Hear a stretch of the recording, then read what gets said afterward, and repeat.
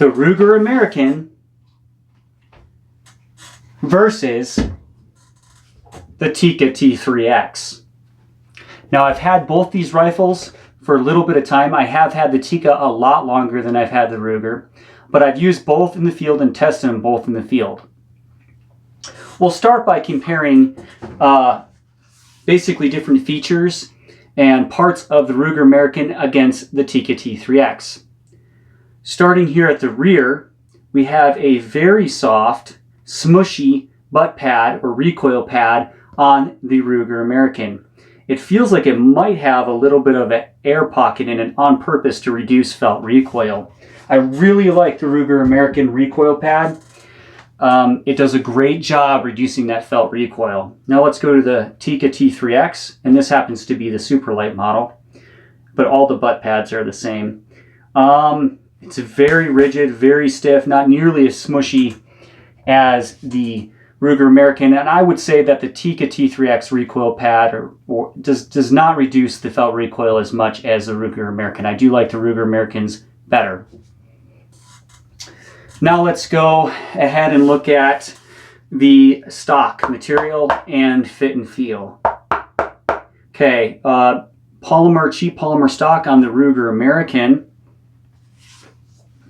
and a polymer stock on the Tikka t3x. However, it doesn't sound hollow because they put foam in the buttstock area to reduce that loud howl sound. Also, the polymer is reinforced with fibers in the Tikka t3x. Now, it's not a true fiberglass, but it is polymer reinforced with fibers. So it's a lot more rigid stock, and it's honestly a lot higher quality stock in the Tikka t3x than in the Ruger American. However, they both have a polymer trigger guard, as you can see here, and the Ruger Americans is built in one piece with the stock. The Tikka t3x is actually a separate piece that attaches to the stock. Now, let's see how much the fore end flexes on the Ruger American. Okay, there's a little bit of flex. It is free floated, but just a tiny bit of flex makes it touch and contact the barrel channel, or excuse me, the barrel. I'm going to go ahead and throw this in a vise with some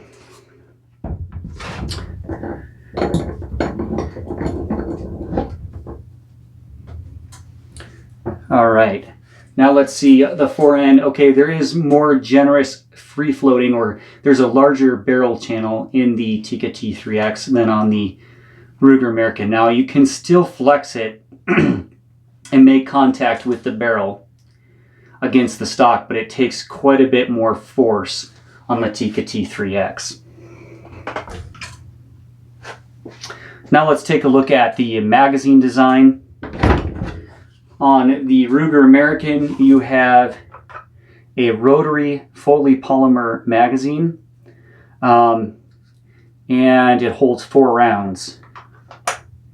It does fit nice and flush, and it just seems like it wants, it just wants to go in. It's the way it's curved and designed, it goes in super easy. Has a little plastic tab you suppress here to remove it. Takes a little bit of effort maybe to get your finger on that plastic tab, but it's not bad. Goes out nice and easy with both rifles. They both function just fine. Now let's go to the Tikka. Okay, this is a Foley polymer magazine as well, but it's single stack. So the Ruger has a rotary magazine, and this is single stack, so it only holds 3 rounds. Has a little tab you suppress on the stock itself that releases the mag. The tab is not on the magazine. It really pops out. It's like spring loaded. It shoots that magazine out, which is kind of nice in a way, but it takes a little bit more force to get in there. It's very secure and snug. I would say I like the release of the Tikka t3x magazine more than the Ruger American, but I like the rotary aspect and the higher capacity of the Ruger American better. So both good with some pluses and minuses there. Now let's go ahead and take a look at the trigger itself. Make sure it's loaded, or make sure it's unloaded. All right, safety's off. Let's just see how this trigger feels. All right, there is a center blade in this trigger, much like a Savage Accu trigger. It is a single stage trigger. It does have quite a lot of creep though. I can feel some creep and a little bit of over travel, but definitely a lot of creep and a little tiny bit of grit. It breaks at, I've already measured it, it breaks at 3¼ pounds after adjustment. And I've already adjusted this Tikka trigger as well, and it breaks exactly at 2.5. I noticed with the Ruger American trigger, it breaks at 3¼ 3.5, 3¼ 3.5. It fluctuates even after adjustment. The Tikka breaks exactly at 2.5 every time, like glass. Make sure this one's empty. Wow, absolutely no creep, and very little over travel. And it breaks just beautifully. I would say that the Tikka trigger is far and above superior to the Ruger American, but you got to remember this is several hundred more dollars.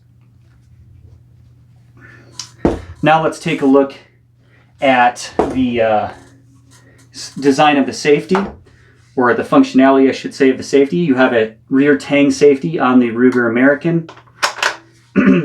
It shows a red fire, a red F for the fire position. When you put it back, it has a stamped S in the metal there. It's a little bit loud, but it doesn't have any wiggle to it, and it works nicely. It also has a cock indicator on the rear of the bolt here. When the metal's sticking out, that means it's cocked. When you fire, it goes in. Let's take a look at the Tikka. This has a side safety. It's a little bit smoother, a little bit more refined feeling.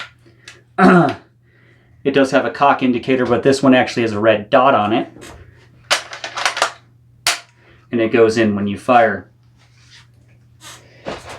I'm a little bit short on desk space in here. This is a very small workspace, so that's why I'm kind of jostling back and forth grabbing guns here. I would say I like the safety on the Tikka slightly better. It just is a little bit quieter. It has a little bit more positive feel. It just seems a little bit smoother at the same time. Now, one thing to note, when you put the Ruger American on safe or fire, the bolt does not lock. It doesn't lock the bolt handle. Whereas on the Tikka, another huge advantage is if it's on safe, it locks the bolt from coming up, so that when you're in the field, if it gets caught on brush, it does not come out of battery. Now, let's go ahead and take a look at the bolt release. The bolt release on the Ruger is on the side right here. You simply suppress it and the bolt comes out. It's pretty much exactly the same, pretty much identical, except for this one sticks out a lot more on the Tikka t3x. And just feels a little tighter tolerance-wise and operates a little bit better than on the Ruger, but very close there. Now let's talk about actually how the bolt runs in the rifle. Wow. Whew. Tikka is known for having a very smooth running bolt. I mean, look at that. It just glides. It's like straight glass. One of the nicest things about Tikka is how it runs. Now let's try the Ruger American here. Okay, it takes a little bit more effort to lift the bolt than on the Ruger, or excuse me, than on the Tikka. And it's a lot louder, way clankier, has a zipper sound from the machining, and just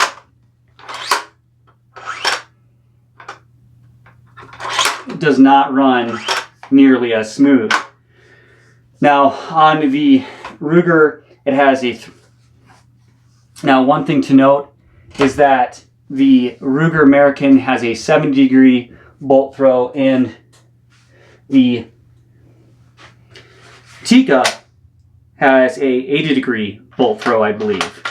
So both have less than the 90-degree bolt throws. I do like now on this Tikka, when you go to lift up on the bolt to take it out of battery, it unlocks a lot easier than the Ruger.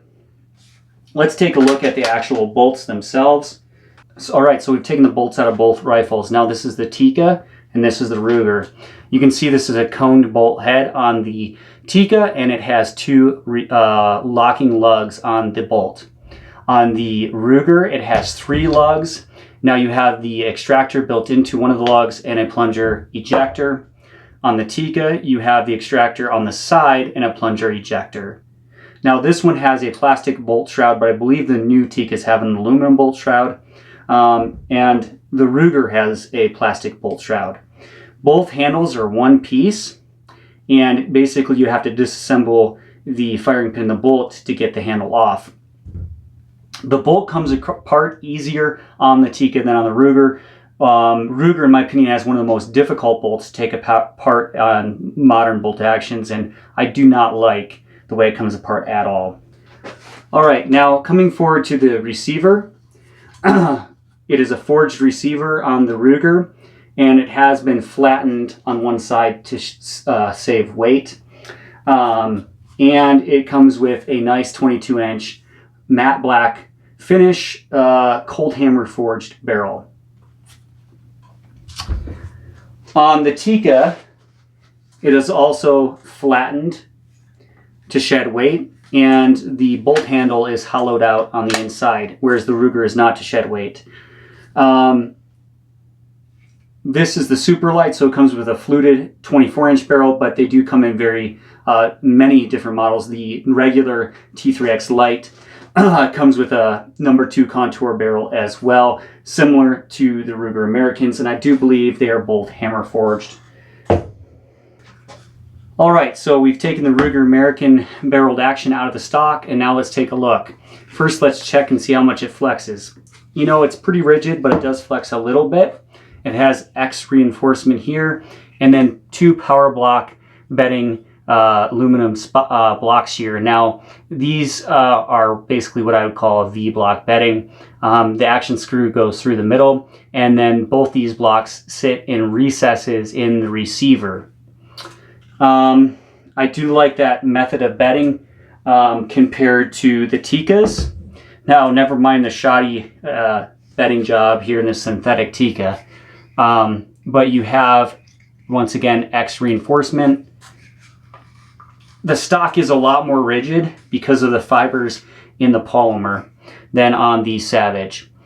And then you have a separate piece of steel, which used to be aluminum, but they've upgraded it to steel because the aluminum was deforming, that sits in a recess in the stock and then sits in a recess on the receiver and acts as your recoil lug. Now, I've glued this one in place, but they do not come glued in place, and sometimes they can shift because they are not adhesed to the stock and they are not adhesed to the rifle receiver. That is my least favorite, basically, style of bedding. However, somehow, because Tikka spends so much time and attention on detail and quality control, their rifles are still extremely accurate.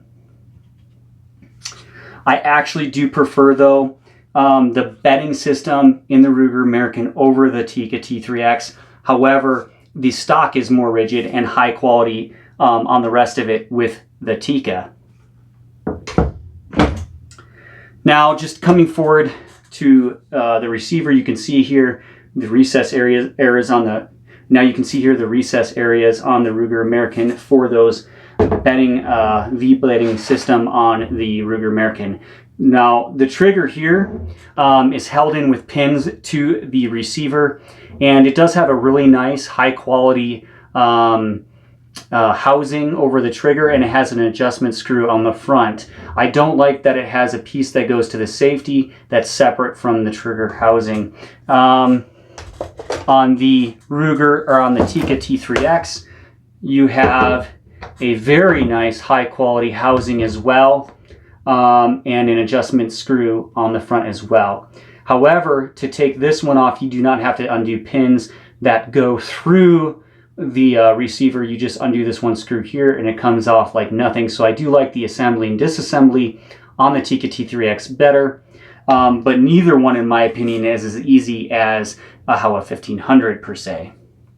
I'm not, one may shoot more accurately than the other. I would say the quality control, attention to detail, and machining work on the Tikka is far and above superior to the Ruger American, but at the end of the day, they both shoot accurately. Enjoyed this video of the Tikka T3X versus the Ruger American.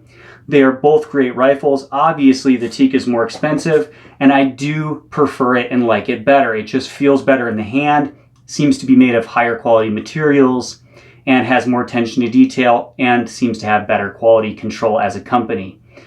I do recommend the Tikka T3X over the Ruger American. However, they're both great rifles. Hope you enjoyed this video. If you did, remember to like and subscribe below.